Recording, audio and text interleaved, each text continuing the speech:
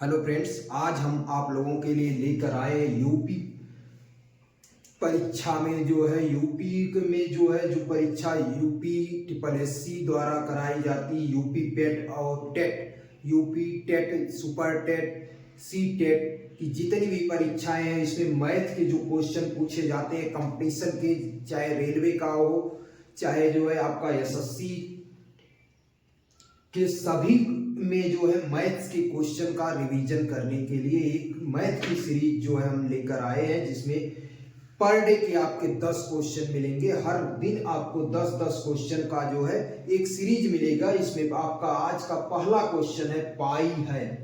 पाई कैसी संख्या है ये हमें बताना है। पाई क्या है? पाई ऑप्शन में दिया है, एक धनात्मक परिमेय संख्या है, एक ऋणात्मक परिमेय संख्या है, एक अपरिमेय संख्या है, परिमेय और अपरिमेय संख्या है।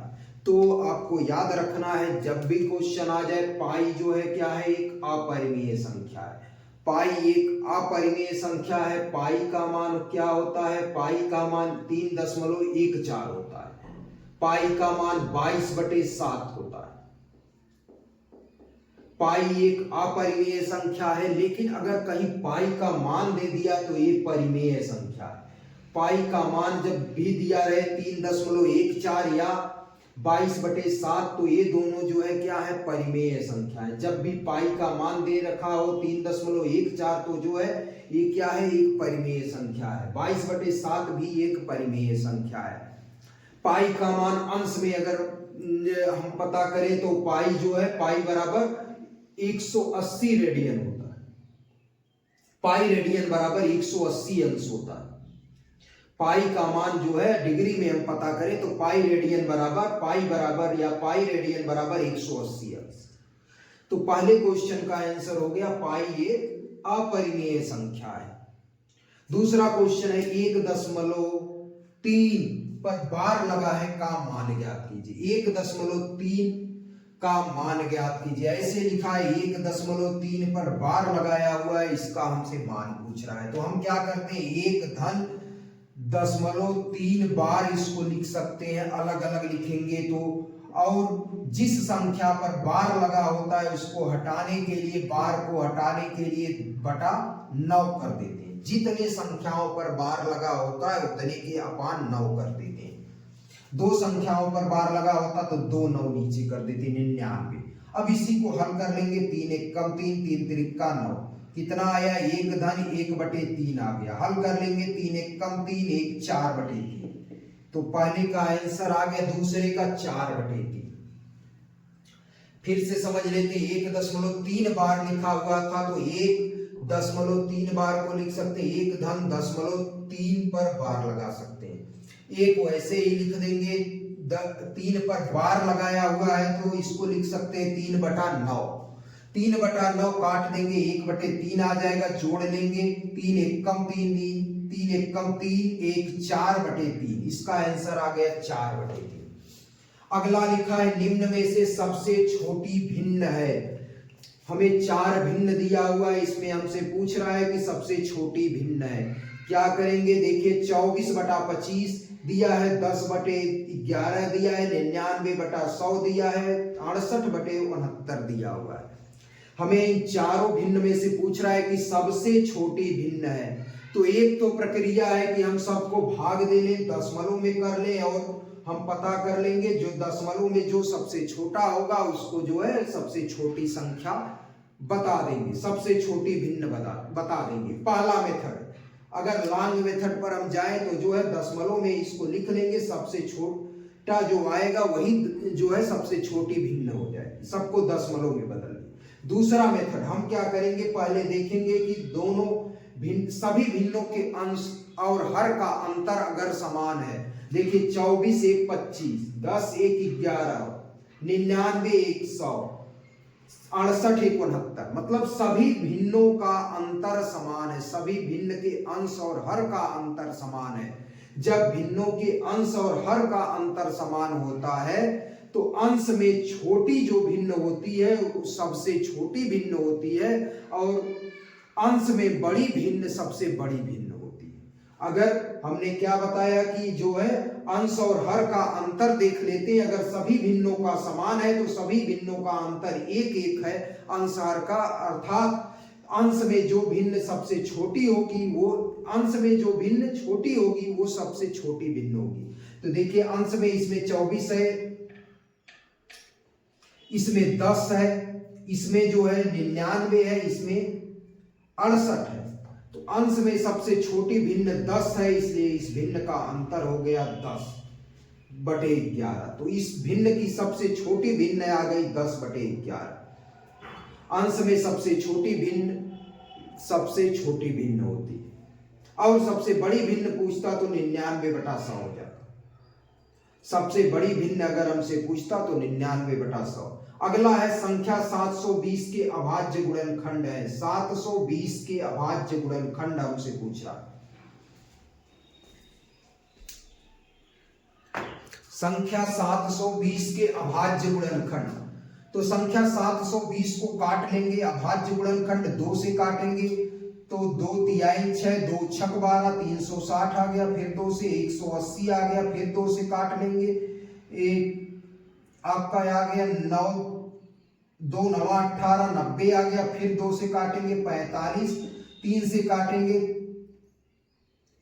तो 3 15 3 45, फिर 3 से काटेंगे तो 3 5 15, 5 से काटेंगे 1 आ गया, 1 2 3 4 2 आया है, 3 आया, 2 3 आया है, 1 5 आया, इसमें मिला लेते हैं तो ऑप्शन नंबर 4 सही है। ऐसे गुणनखंड काट लेंगे, ये अभाज्य गुणनखंड है 720 के अभाज्य गुणनखंड। 2 गुणे 2 गुणे 2 4 बार 2 आ गया, 2 बार 3 आ गया, 1 बार 5 आ गया। ये 4 क्वेश्चन। क्वेश्चन नंबर 5 है, दो संख्याओं का मासा 11 दिया है, लासा दिया है 693, एक संख्या 77 है, तो दूसरी संख्या ज्ञात कीजिए। दो संख्याओं का मासा 11 दिया है, लासा जो है 693 दिया है, और एक संख्या इसमें से कह रहा है 77 है, तो दूसरी संख्या ज्ञात कीजिए। हमारे पास फार्मूला होता है पहली संख्या गुणे दूसरी संख्या, पहली संख्या गुणे दूसरी संख्या बराबर लासा गुणे मासा। ये फार्मूला लगा लेंगे। हमारे पास दिया है पहली संख्या 77, दूसरी संख्या हमसे पूछ रहा है, दूसरी संख्या पूछ रहा है, और मासा दिया है, लासा दिया है 693 और मासा दिया है 11। तो दूसरी संख्या बराबर क्या हो जाएगा? दूसरी संख्या बराबर 693 गुणे 11 बटे 77, इधर गुणे है, इधर जाएगा भागे हो जाएगा। 11 एकम 11, 11 सते 77, काट देंगे 7 से 693 को, तो 7 एकम 7, 7 से इसको काटेंगे 7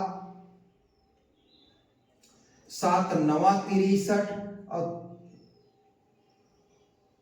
और 7 9 63। तो दूसरी संख्या क्या आ गई? 99। दूसरी संख्या हमारी हो गई 99। दो संख्याओं का मासा लासा दिया हुआ था, पहली संख्या दिया हुआ था, तो हमारे पास फार्मूला है पहली संख्या गुणे दूसरी संख्या बराबर मासा गुणे लासा। इस फार्मूले का यूज करके हमने निकाल लिया। नेक्स्ट क्वेश्चन है, छठवां क्वेश्चन, एक संतरे का मूल्य 2.5 रुपए है, 2 रुपए 50 पैसे एक संतरे का मूल्य है, तो 3 दर्जन संतरों का मूल्य क्या होगा? एक संतरे का मूल्य 2 रुपए 50 पैसे है, तो 3.5 दर्जन संतरों का मूल्य क्या होगा? एक संतरे का मूल्य कितना दिया है? एक संतरे का मूल्य दिया हुआ है, एक संतरे का मूल्य 2.5 रुपया है, 2 रुपए 50 पैसे है, तो 3 दर्जन संतरों का मूल्य, एक दर्जन में कितने संतरे होंगे? 12 संतरे, तो 3 दर्जन में 36 संतरे होंगे, तो 36 संतरे का हमसे मूल्य पूछ रहा है। 36 संतरे का मूल्य, एक दर्जन में 12 संतरे, तो 3 दर्जन में 36 संतरे, तो 36 संतरे का मूल्य 2.5 गुणे 36 कर लेंगे। 36 पच्चे 180, 36 दूनी 72, 72 और 18 जोड़ देंगे तो जो है 90 हो गया। एक अंक पे दशमलव लगा दिए तो 90 हो गया। तो हमारे पास आ गया 3 दर्जन संतरे का मूल्य 90 रुपए आ गया। क्वेश्चन नंबर 7 है, एक बाइसिकल को 300 रुपए में खरीद कर 360 रुपए में बेच दिया गया, लाभ या हानि प्रतिशत ज्ञात कीजिए। देखिए, बाइसिकल को किसी ने 300 रुपए में खरीदा और 360 में बेच दिया, तो कितने का लाभ हुआ? 360 रुपए का। लाभ बराबर हमारे पास मिल गया, लाभ बराबर कितना लाभ हुआ? 360 माइनस 360 रुपए का लाभ हो गया। 300 रुपए में खरीदा, 360 रुपए में बेच दिया, लाभ कितने का हुआ? 60 रुपए का। तो लाभ प्रतिशत क्या होगा? लाभ प्रतिशत बराबर होता है लाभ बटे क्रय मूल्य, लाभ बटे क्रय मूल्य गुणे 100। तो लाभ कितने का हुआ? 60 रुपए का। क्रय मूल्य कितना था? कितने रुपए में खरीदा था? 300 रुपए में, गुणे 100। 2 0 से कट गया, काट देंगे तो ये 3 से 20 बार में कट गया, क्या आ गया? 20% आ गया। इसका आंसर आ गया 20%। इसमें हमने ऑप्शन नहीं दे रखा। तो बाइसिकल 300 में खरीदा, 360 में बेचा, उसका जो है 20% का लाभ हो गया। अगला क्वेश्चन है, 1 से 40 तक की विषम संख्याओं का योग क्या होगा? विषम संख्याएं क्या होती है? वे संख्याएं जो 2 से विभाजित नहीं होती हैं उन्हें हम विषम संख्याएं कहते हैं। वे संख्याएं जो 2 से नहीं विभाजित होती अर्थात नहीं कटती हैं उन्हें विषम संख्याएं कहते हैं। तो 1, 3, 5, 7, 9, 11, 13, 15 ये सब क्या है? विषम संख्याएं। हमसे पूछ रहा है 1 से 40 तक की विषम संख्याओं का योग क्या होगा? तो जो है 1 से 40 तक में कितनी संख्याएं विषम होंगी? 1 से 40 तक में जो है 20 सम संख्याएं होंगी, 20 विषम संख्याएं होंगी, क्योंकि 1 के बाद 2 सम आता है, फिर 3 विषम, 4 सम, 5 विषम, 6 सम, ऐसे। तो 1 से 40 तक की विषम संख्याओं का योग पूछ रहा है। तो 1 से 40 तक में कितनी विषम संख्याएं आएंगी? 20 विषम होंगी। 1 से 40 तक में 20 सम होंगी संख्याएं। तो जो है 1 से 40 तक की विषम संख्याओं का योग, 1 से 40 तक की विषम संख्याओं का योग, फार्मूला होता है विषम संख्याओं का योग, यहां लिख देते हैं विषम संख्याओं का योग। विषम संख्याओं का योग बराबर होता है n²। n क्या है? संख्याओं की संख्या है। तो 1 से 40 तक में कितनी विषम संख्याएं आएंगी? 1 से 40 तक में 20 विषम संख्याएं होंगी, 20 सम होंगी। तो विषम संख्याओं की संख्या 20 होगी, तो 20 का वर्ग 40, 400 हो गया। 20 गुणे 20 400। तो विषम संख्याओं का योग 1 से 40 तक की विषम संख्याओं का योग 400 होगा। ऑप्शन नंबर 4 सही है। तो 1 से 40 तक की विषम संख्याओं का योग 400 होगा। ऐसे आपसे पूछ सकता है 1 से 100 तक की विषम संख्याओं का योग। तो 1 से 100 में 1 से लेकर 100 तक जो है 50 सम संख्याएं, 50 विषम संख्याएं आती हैं। तो जो है 50 का वर्ग हो जाएगा, मतलब 2500 विषम संख्याओं का योग आएगा। अगर पूछता है 1 से 40 तक की सम संख्याओं का योग, तो n इंटू n प्लस 1 कर देते। n into n plus 1। n क्या है? सम संख्याओं की संख्या है। 1 से 40 तक की संख्याओं की संख्या है। तो 1 से 40 तक में सम संख्याएं 20 ठो आती है। तो 20 गुणे 21, 20 गुणे 20 धन 1 बराबर 20 गुणे 21 आ गया। 20 21 दूनी 42, 420 हो जाएगा। 1 से 40 तक सम संख्याओं का योग 420 आएगा ऐसे। और विषम संख्याओं का योग n² होता है। तो 20 गुणे 20 400 हो जाएगा। अगला क्वेश्चन नंबर 9 है हमारे पास, 25 से कम अभाज्य संख्याएं कितनी?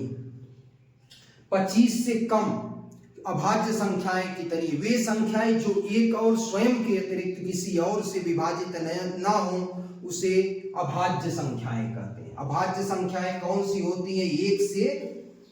जो एक से कटे और स्वयं से कटे उन्हें अभाज्य संख्या कहते हैं। तो हमसे पूछ रहा है 25 से कम। तो 25 से कम सबसे छोटी अभाज्य संख्या 2 होती है। 2, 3, 5, 7, 9 जो है 3 से भी कटता है इसलिए अभाज्य संख्या नहीं है। 11, 13, 17, 19, 23 इतनी अभाज्य संख्या है। 21 भी कटता है इसलिए हमने 21 नहीं लिया है। तो 1, 2, 3, 4, 5, 6, 7, 8, 9 तो 1 से 25 तक 9 अभाज्य संख्याएं। 1 से लेकर 25 तक 9 अभाज्य संख्याएं होती हैं। क्वेश्चन नंबर 10 है प्रथम 5 धन ऋण संख्याओं का योग ज्ञात कीजिए। योग बताइए। प्रथम 5 धन ऋण संख्याएं। ऋण संख्याएं क्या होती हैं? अभाज्य संख्याओं को ही ऋण संख्या कहते हैं। अभाज्य संख्याओं को ही ऋण संख्या कहते हैं, इंग्लिश में प्राइम नंबर्स कहते हैं। तो एक प्रथम 5 धन ऋण संख्याओं का योग ज्ञात कीजिए। तो देखिए प्रथम 5 तो 1, 2, 3, 4, 5 ये प्रथम 5 धन ऋण संख्याएं हैं, अभाज्य संख्याएं हैं। इसी को अभाज्य संख्या भी कहते हैं, ऋण संख्या भी कहते हैं। तो 1, 2, 3, 4, 5 सबको जोड़ लेते हैं। 2, 3, 5, 5, 5, 10, 10, 7, 17, 1, 18, 10, 28 तो प्रथम 5 धन ऋण संख्याओं का योग 28 होता है। प्रथम 5 धन ऋण संख्याओं का योग 28 होता है।